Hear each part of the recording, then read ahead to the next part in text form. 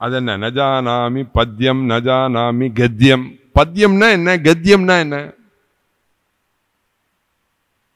சந்தஸ்ன்னு ஒன்றும். திருஷ்டுப் சந்த, அனுஷ்டுப் சந்த, திருஷ்டுப் சந்த, ஜெகதி சந்த, அப்படிலாம் சொல்லும். இன்னென்ன சந்தஸுக்கு இத்தனை எழுத்துக்கள்ல ஸ்லோகங்கள் அமைக்கப்பட வேண்டும்னு ஒரு ரூட் இருக்கு. இப்ப அனுஷ்டுப் சந்தஸ் அப்படின்னு சொன்னேனால் 32 அட்சரம். இப்ப விஷ்ணு சஹஸ்ரநாமம் நீங்க எல்லாம் சொல்லல இல்லையோ? சுக்லாம் வரதரம் விஷ்ணும் 8 அட்சரம், சசிவர்ணம் சதுர்புஜம் 8 அட்சரம், பிரசன்னவதனம் தியாயேத் 8 அட்சரம், சர்வ விக்னோபசாந்தயே 8 அட்சரம்.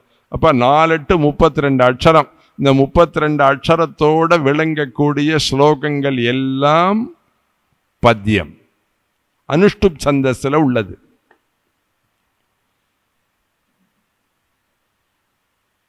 சில ஸ்லோகங்கள் பெருசா இருக்கும்,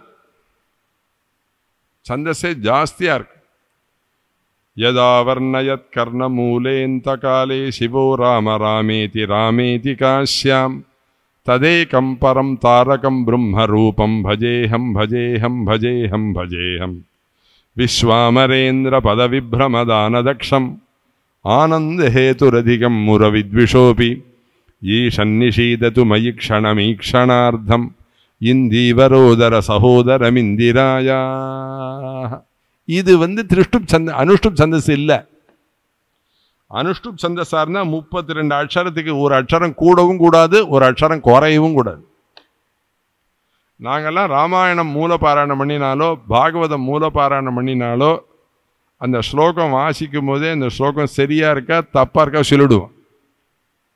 ஒரு அட்சரம் கூட இருந்தாலும் எங்களுக்கு தெரியும், ஒரு அட்சரம் குறைஞ்சிருந்தாலும் எங்களுக்கு தெரியும். அந்த விருத்தத்தை விட்டு ஜாஸ்தி இருக்கு, குறைஞ்சிருக்கு. நம்மளே பல தப்பு எல்லாம் பண்றோம்.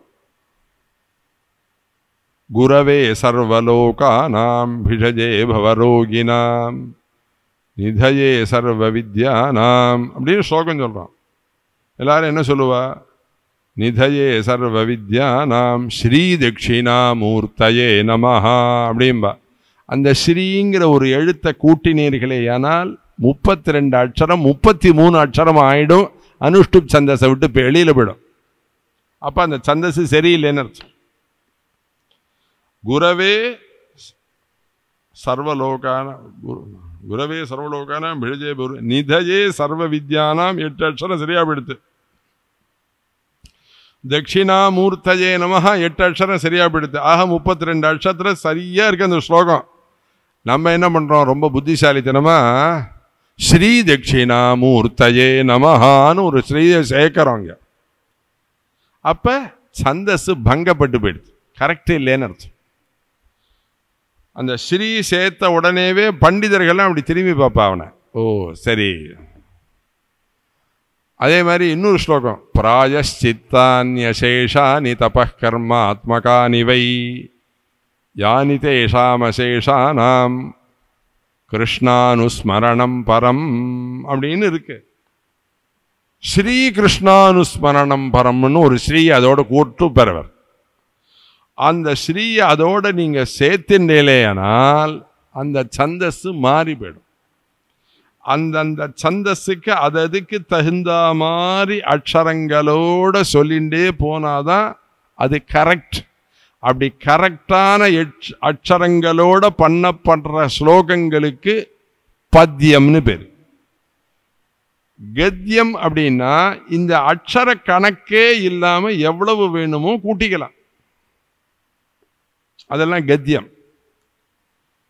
ஜய ஜனனி சுதா சமுத்ராந்த ஹிருத்யன் மணித்வீப சம்ரூட பில்வாடவி மத்திய கல்பத்ருமா கல்பகாதம்பகாந்தாரவாச பிரியே கிருத்திவாச பிரியே சர்வலோக பிரியே.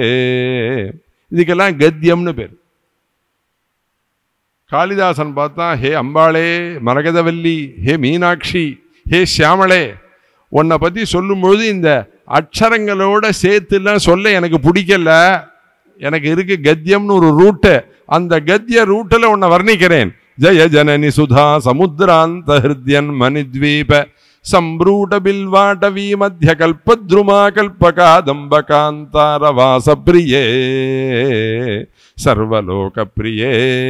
இதுக்கெல்லாம் கத்தியம்னு பேர். இப்ப உபன்யாசம் கேட்கிறே, இதுக்கு முன்னாடி உபன்யாசம் நடந்ததே அது ரகுவீர கத்தியம். வேதாந்த தேசிகர் எல்லாமே எழுத்துக்கள் எல்லாம் கணக்கு பண்ணாமல் அப்படியே சட சட சட சட சடன்னு போட்டு. பாகவதத்துல கூட பஞ்சமஸ்கந்தம் முழுக்க பார்த்தீர்களே, ஏன்னால் எல்லாம் கத்திய ரூட். ஜம்மனு அத சிந்து சௌவீரபதே ரஹூகணஸ்ய இக்ஷுமத்யாஸ்தடே அப்படி கிடு கிடு கிடு கிடுன்னு வரும். அதெல்லாம் கத்தியம்னு பேர்.